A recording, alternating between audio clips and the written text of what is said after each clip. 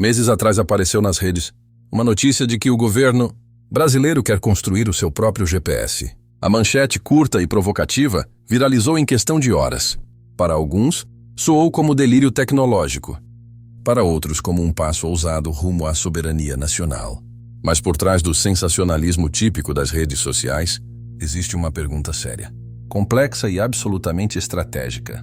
O Brasil conseguiria, de fato, construir seu próprio sistema de navegação por satélite? Este documentário não parte de paixões ideológicas nem de slogans políticos. Parte de fatos.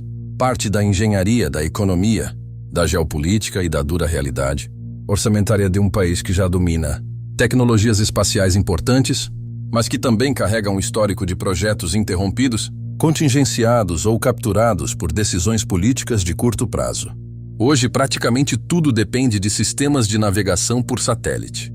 Aviação civil e militar, agricultura de precisão, bancos, logística, telecomunicações, aplicativos de transporte, operações de resgate, defesa nacional e até a marcação exata do tempo usado em redes financeiras.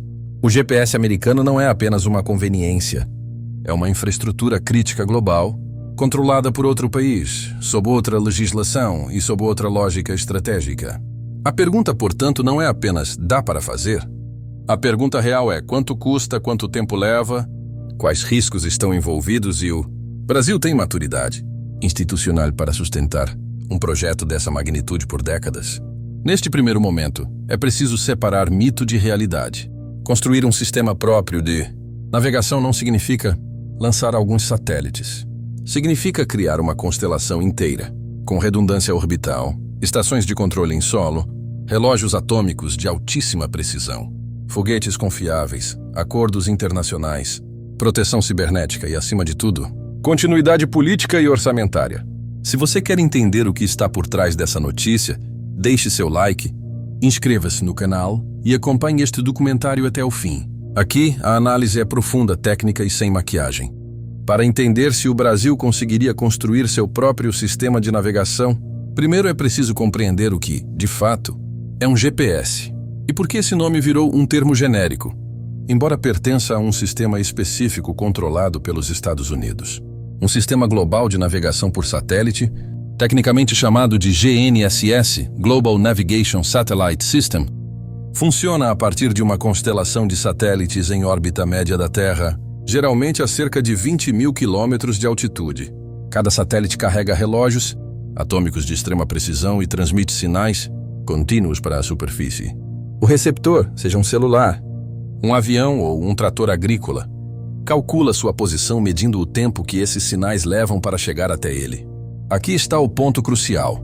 Para funcionar com precisão global, são necessários dezenas de satélites operando simultaneamente, distribuídos em diferentes planos orbitais. O GPS americano, por exemplo, mantém cerca de 31 satélites ativos. O sistema russo, GLONASS, opera com aproximadamente 24, o europeu Galileu e o chinês Beidou seguem lógicas semelhantes, com redundância suficiente para evitar apagões e falhas críticas. Mas os satélites são apenas a parte visível do sistema. Em solo, existe uma rede complexa de estações de monitoramento, centros de controle, antenas de rastreamento, infraestrutura de telecomunicações segura e equipes técnicas altamente especializadas, operando 24 horas por dia. Qualquer erro de nanosegundos em um relógio atômico pode gerar erros de metros na posição final, o que, em aviação ou operações militares, é inaceitável. Outro detalhe frequentemente ignorado: nenhum desses sistemas é puramente civil. Todos nasceram com finalidade militar. O GPS é controlado pela Força Espacial do ZEUA, o GLONASS, pelas Forças Armadas Russas. O Beidou é parte central da estratégia militar chinesa. Até o Galileu, oficialmente civil, possui mecanismos de uso governamental restrito em situações de crise. Isso explica por que países buscam sistemas próprios.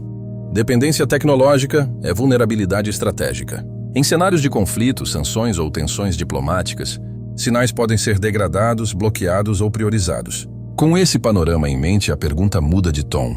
Não é mais o Brasil quer? É. O Brasil precisa, o Brasil pode e o Brasil sustenta. No próximo bloco, vamos analisar o que o Brasil já possui em termos de tecnologia espacial, suas capacidades reais, suas limitações e até onde vai a fronteira entre Ao contrário do que muitos imaginam, o Brasil não começa do zero quando o assunto é espaço. O país possui décadas de experiência acumulada, centros de pesquisa respeitados e um ativo estratégico raríssimo. A base de Alcântara, no Maranhão, uma das melhores localizações do mundo para lançamentos orbitais devido à proximidade com a linha do Equador. Isso reduz consumo de combustível e amplia a capacidade de carga útil, uma vantagem técnica concreta. O Brasil também domina tecnologias importantes de satélites de sensoriamento remoto. Os programas CBERS, desenvolvidos em parceria com a China, colocaram o país no seleto grupo de nações capazes de projetar, integrar e operar satélites de observação da Terra. O INPA e a Agência Espacial Brasileira acumulam conhecimento sólido em controle orbital, recepção de dados, processamento de imagens e operação em solo. No entanto, aqui surge a linha divisória entre capacidade parcial e sistema completo de navegação. O Brasil não domina hoje tecnologias críticas centrais para um GNSS próprio. Entre elas, destacam-se os relógios atômicos espaciais de altíssima precisão, os sistemas de sincronização temporal global e, principalmente, a capacidade comprovada de lançar e manter dezenas de satélites em órbita, média com confiabilidade contínua, o programa de lançadores nacionais, como o VLS e posteriormente o VLM, sofreu atrasos, acidentes, cortes orçamentários e descontinuidade política. Isso não invalida a engenharia brasileira, mas evidencia um problema estrutural. Projetos espaciais exigem planejamento de longo prazo, algo historicamente raro no Estado brasileiro. Outro ponto sensível é a indústria nacional. Um sistema de navegação exige cadeias produtivas sofisticadas, semicondutores, componentes resistentes à radiação, sistemas embarcados, criptografia, segurança cibernética e manutenção orbital. Hoje, grande parte desses componentes ainda depende de importações sujeitas a controles internacionais. Do ponto de vista financeiro, os números são igualmente desafiadores. Sistemas GNSS custam dezenas de bilhões de dólares ao longo de décadas, considerando desenvolvimento, lançamentos, reposição de satélites e operação contínua. Não é um investimento pontual, é um compromisso permanente. Portanto, a resposta técnica começa a se desenhar. O Brasil tem base científica, mas não possui sozinho todos os meios tecnológicos, industriais e financeiros necessários para um sistema global completo. Mas isso não encerra a discussão. No próximo bloco, vamos analisar se existem caminhos alternativos, como sistemas regionais, parcerias internacionais, modelos híbridos e, sobretudo, se o custo-benefício faz sentido para a realidade brasileira. O Brasil não tem todos os recursos necessários para construir um sistema de navegação por satélite global. Isso significa que o projeto é inviável? A resposta depende de uma análise mais detalhada, que envolve não apenas as capacidades tecnológicas e financeiras do país, mas também as suas necessidades geopolíticas, econômicas e estratégicas.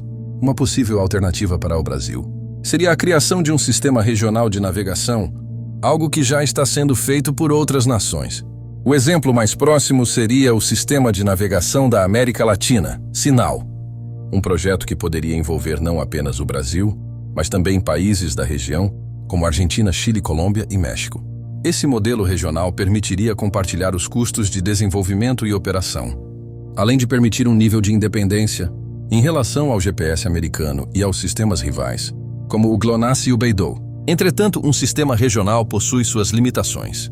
A infraestrutura necessária para que ele seja efetivo em todos os países envolvidos exige um nível de coordenação e continuidade política que, muitas vezes, escapa ao controle de qualquer governo. Países com interesses geopolíticos divergentes podem ver seus compromissos com o projeto enfraquecidos ao longo do tempo.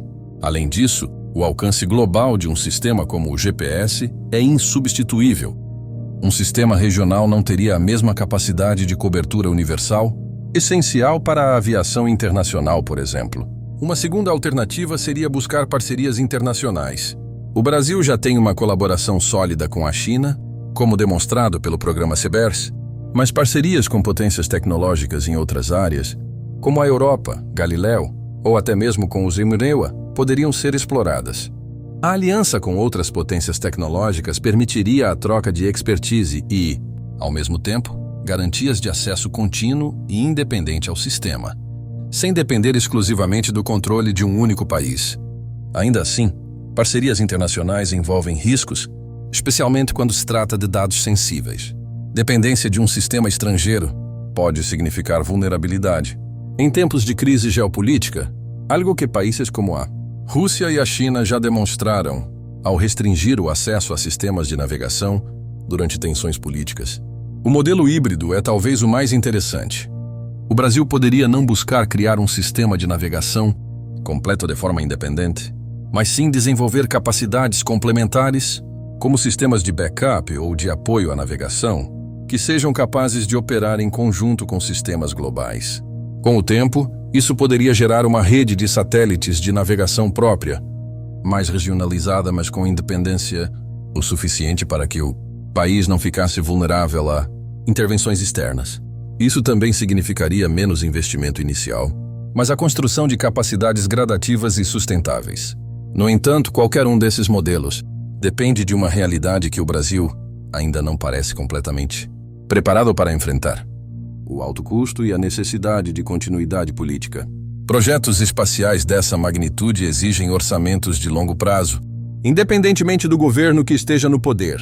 Além disso, é essencial que haja compromisso com o desenvolvimento e a inovação tecnológica constantes.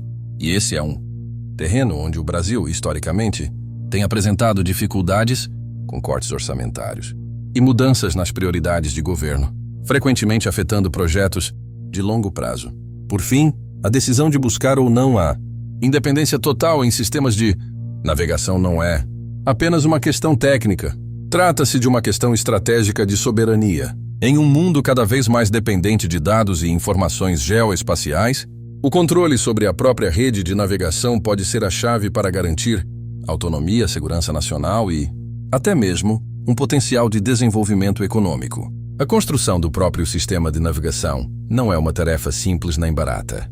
Contudo, ela pode ser, num futuro não tão distante, uma decisão necessária para que o Brasil não dependa totalmente de terceiros, especialmente em um cenário global que se torna cada vez mais incerto e competitivo. O caminho será árduo, mas como vimos, há alternativas e possibilidades. Agora, a questão é: estamos dispostos a investir no futuro, a ter visão de longo prazo e a manter o compromisso com a inovação que esse projeto exigiria? O tempo dirá.